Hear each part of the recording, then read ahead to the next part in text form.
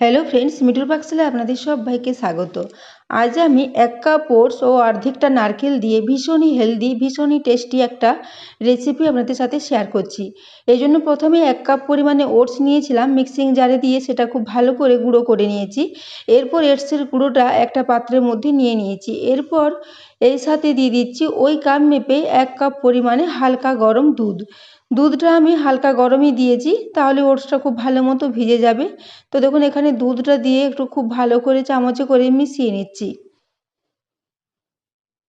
তো এটাকে এইভাবে চামচে করে খুব ভালো করে মিশিয়ে নেব।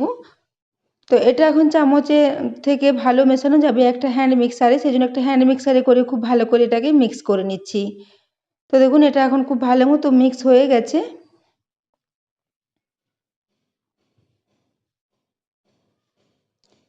তো এটা যখন খুব ভালো মতো মিক্স হয়ে যাবে, এর সাথে দিয়ে দিলাম প্রায় 1/4 চা চামচ পরিমাণে একটু লবণ। লবণটা খুব বেশি দেব না, এখানে যাতে একটু স্বাদটা ব্যালেন্স হয় সেজন্য এখানে খুবই অল্প পরিমাণে একটু দিয়েছি। লবণটা দেওয়ার পরেও হ্যান্ড মিক্সারের সাহায্যে খুব ভালো করে একটু মিশিয়ে নিয়েছি। এরপর এটাকে ঢাকা দিয়ে 10 মিনিটের জন্য রেখে দেব।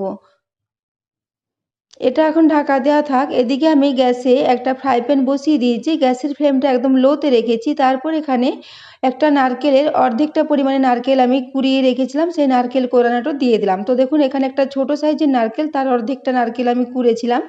তো সেই নারকেল কুড়াটাকে এখানে দিয়ে দিয়েছি, ফ্রাই প্যানের মধ্যে দিয়ে দিয়েছি। এরপর এটাকে আমি একটু পাটালি গুড় দিয়ে দেবো। তো পাটালি গুড়টা এখানে আমি প্রায় 2 টেবিল চামচ পরিমাণে দিয়েছি।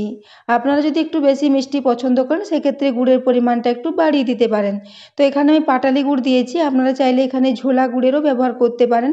তো দেখুন এরপর এই পাটালি গুড়টা দিয়ে খুব ভালো করে এই নারকেলের সাথে মিশিয়ে নেব। গ্যাসের ফ্লেমটা একদম লোতে রেখেছি, লো ফ্লেমে ক্রমাগত নাড়াচাড়া করতে করতে এটা খুব ভালো মতো গুড়টা গলে যাবে এবং এই নারকেলের সাথে খুব ভালো করে মিশেও যাবে।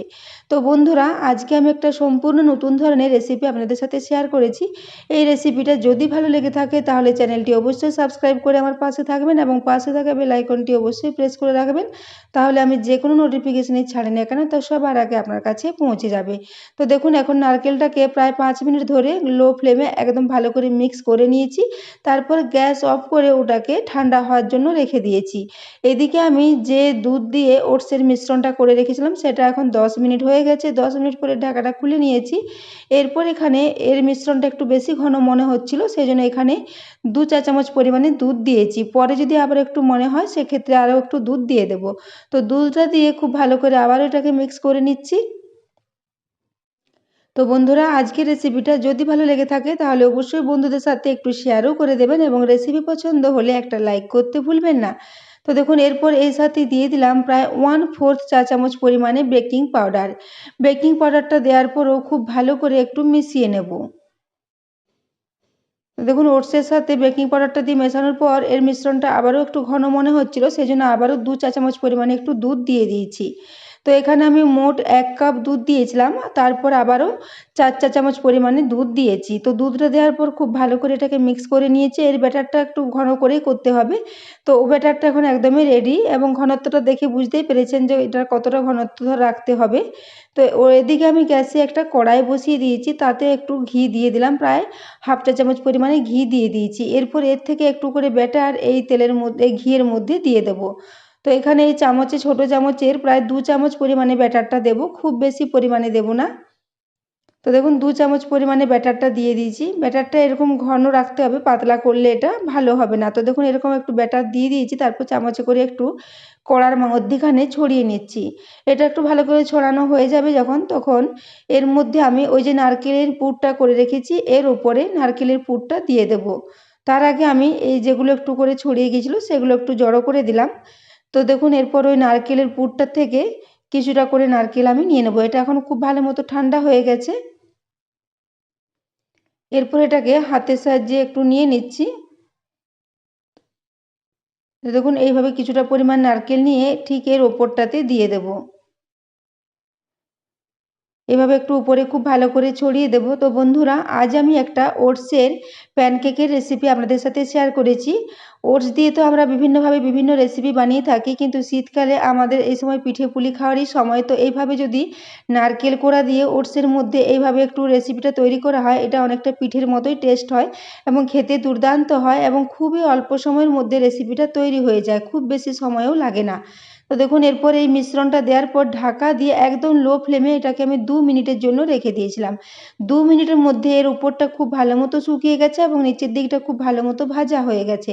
এরপর আমি একটা কাঁটা চামচে করে আমি দেখে নিচ্ছি যে ভেতরটা কাঁচা রয়েছে কিনা। তো দেখুন, ভেতরটা একদমই ভালো মতো শুকিয়ে গেছে, চামচের গায়ে আর কিছুই লেগে নেই। তো এইভাবে 2 মিনিট পর্যন্ত আমি এটাকে লো ফ্লেমে একটু তৈরি করে নিয়েছি। 2 মিনিটের মধ্যে দেখুন এটা অনেকটা ফুলেও গেছে, যেহেতু বেকিং পাউডার দিয়েছি এগুলো অনেকটাই ফোলা ফোলা তৈরি হবে। তো দেখুন, এইভাবে একটা তৈরি করে নিয়েছি। আবারও এখানে সামান্য পরিমাণে একটু ঘি দিয়ে দিলাম, তারপর কড়ার চারিদিকে একটু ঘিটা ভালো করে মাখিয়ে নিচ্ছি। এরপর আবারও 2 চামচ পরিমাণে ব্যাটার এখানে দিয়ে দেবো, খুব বেশি ব্যাটার দেবো না, 2 চামচ করে দিয়ে দেবো। তো এগুলো আমি খুবই ছোট ছোট প্যানকেকের মতো করে তৈরি করেছি। তো বন্ধুরা, আপনারা চাইলে এটাকে ননস্টিক তাওয়াতে দিয়েও তৈরি করে নিতে পারেন, সেক্ষেত্রে এরকম ছোট ছোট 3টে 4টে করে তৈরি হয়ে যাবে যদি বড় ফ্রাই প্যান হয়। তো দেখুন, তো তবে একটু ডোবাযুক্ত কড়াই হলে এই রেসিপিটা খুব ভালো হয়, দেখতেও ভালো হয় এবং বেশ একটু মোটা মোটা ফোলা ফোলা হয়। তো দেখুন, এরপর আমি এইভাবে একটু মিশ্রণটা দিয়ে ছড়িয়ে দিলাম, তারপর আবারও ঢাকা দিয়ে এটাকে 2 মিনিটের জন্য হতে দেবো। 2 মিনিটের মধ্যে এটা খুব সুন্দর মতো তৈরি হয়ে যাবে এবং একটু ফোলা ফোলাও হবে। তো দেখুন, এরপর এটাকে খুব ভালো করে তৈরি করে নিয়েছি, তারপর এটাকে তুলে নিচ্ছি। তো বন্ধুরা, এই একই পদ্ধতিতে আমি সমস্ত এই প্যানকেকগুলোকে তৈরি করে নেব। তো দেখুন, এইভাবে এখানে দুটো তৈরি করে নিয়েছি, এই একইভাবে আমি সমস্ত প্যানকেকগুলোকে রেডি করে নেব। তো দেখুন, এখানে আমার সবগুলোই ভাজা হয়ে গেছে। এবার সব শেষে যে প্যানকেকটা দিয়েছিলাম সেটা আপনাদের দেখিয়ে দিচ্ছি। এখানে আমি যে পুরটা তৈরি করেছিলাম নারকেলের, সেটা এখানে সমস্ত পিঠেগুলো হয়ে যাওয়ার পরও কিছুটা বেড়ে গেছে। তো দেখুন, এখানে আমি ওইভাবে দিয়ে দিলাম, তারপর এটাকেও ঢাকা দিয়ে দিচ্ছি, তারপর এগুলোকে আমি সার্ভ করি। তো দেখুন, এখানে আমার সমস্ত পুরটার মধ্যে এইটুকু পুর বেড়ে গেছে।